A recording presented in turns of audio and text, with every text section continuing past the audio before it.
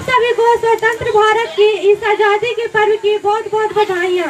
मैं अपने विचारों को शुरू करती हूँ। 1931 की मार्च की उस रात की बात है जब मात्र 23 साल का नवयुवक स्वतंत्रता सेनानी को अंग्रेज पकड़कर जेल ले जाते हैं और मौत की सजा सुना देते हैं। कसूर केवल इतना ही था कि उस नवयुवक स्वतंत्रता सेनानी ने भारत को आजाद करवाना चाहा, मगर अंग्रेज भारत को कभी भी आजाद देखना नहीं चाहते थे। मात्र 23 साल के भगत सिंह को हंसते हंसते फांसी पर चढ़ना कबूल था, लेकिन उन्होंने गुलामी में जीना कभी नहीं मंजूर किया।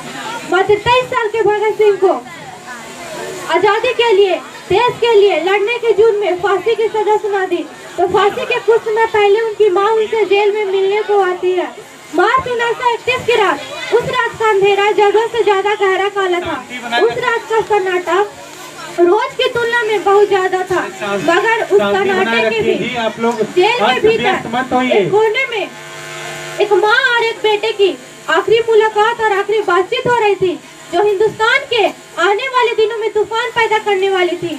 ये बातचीत सिर्फ शब्द का आदान प्रदान नहीं था, बल्कि एक माँ की ममता, साहस और एक जवान बेटे के बलिदान की, गर्व की, संकल्प की कहानी थी। माँ की आंखों में आंसू थे, लेकिन उनका हृदय अपने बेटे के साहस पर गर्व कर रहा था। जेलर ने माँ को अंदर बुलाया और उस कोठरी की तरफ ले गया जहाँ पर उस नवयुवक को रखा गया था। उस नवयुवक क्रांतिकारी ने अपनी माँ को देखकर अपनी जगह पर खड़ा हो जाता है और अपनी माँ को देखकर उसके चेहरे पर एक हल्की सी मुस्कान आई। तब उनकी माँ को दिल को थोड़ा सा सुकून मिलता है। माँ को पता है कि बेटे को फांसी मिलना निश्चित है, और बेटे को भी पता है कि माँ को यह पता है कि मुझे फांसी मिलना निश्चित है। उस नवयुवक ने हंसते हुए अपनी माँ से बोला, माँ आप आई, मुझे पता था कि आप जरूर आएगी। माँ ने अपने आंसू पोंछते हुए बोले, बेटा, कोई भी माँ बाप अपने बेटे को खोता हुआ नहीं देख सकता, पर तुम्हारा उद्देश्य बहुत बड़ा है। मुझे गर्व है कि तुम जैसे लोग बहुत कम होते हैं। दोनों खामोश हो जाते हैं। उस खामोशी को चीरते हुए वह नवयुवक बोलता है, माँ, मुझे पता है कि आपके लिए कठिन है, पर याद रखिए, मेरा मृत्यु बेकार नहीं जाएगा। मैं उन लाखों लोगों के लिए मर रहा हूँ जो स्वतंत्रता की राह देख रहा है।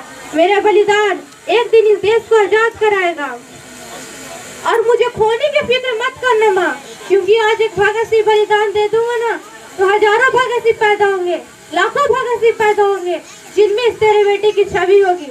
लिखने वालों ने क्या खूब लिखा है कि शहीदों के चिताओं पर लगेंगे हर बरस मेले और वतन, कि शहीदों के चिताओं पर लगेंगे हर बरस मेले और वतन, पर मरने वालों की अहिंसा होगी। मात्र 23 साल के भगत सिंह को हंसते हंसते फांसी पर चढ़ना मंजूर था, लेकिन उन्होंने गुलामी में जीना कभी नहीं कबूल किया। ऐसे कई नाम इतिहास में, जैसे राजगुरु, सुखदेव, मंगल पांडे, सुभाष चंद्र बोस। आज हम खुली हवा में सांस ले रहे हैं, ना जाने उसके लिए कितने आजादी के दीवानों ने आजादी के लिए अपने साथ छोड़ी है। ये आजादी हमें दान नहीं मिली, बल्कि देश के कई वीरों ने खून देकर के कमाई है। ये आजादी देश के कई वीरों ने खून देकर के कमाई है। ये आजादी हमें आज जरूरत है एक वर्ग की, हर समाज की एक होने की, और भारत को उस लेवल तक पहुंचाने की जहां पर उसका बिगाड़ पाना तो बहुत दूर की बात है, उसे छू पाना भी बहुत मुश्किल है। उसे छू पाना भी बहुत मुश्किल है। आज हमें जरूरत है, अगर आप एक विद्यार्थी हैं तो आपका अधिकार है कि आप ज्ञान हासिल करें और ज्ञान हासिल करके देश को बदलवा दे। आप एक डॉक्टर है तो आपका अधिकार है कि आप गरीब से गरीब मरीजों को मदद करें। आप जिस जगह पे है, जो काम कर रहे हैं, वहाँ पर एक पल रुक कर अपने आप से पूछिए, क्या ये काम करने से हमारा देश एक कदम और आगे बढ़ेगा? अगर इसका जवाब हाँ हो, उसे पूरी जी जान लगा दो। हमें उस भारत का निर्माण करना है जहाँ पर हर इंसान को अक्सर समाज मिले, जहाँ पर कोई भी भूखा ना सोए, जहाँ पर हर विद्यार्थी को शिक्षा का अधिकार हो,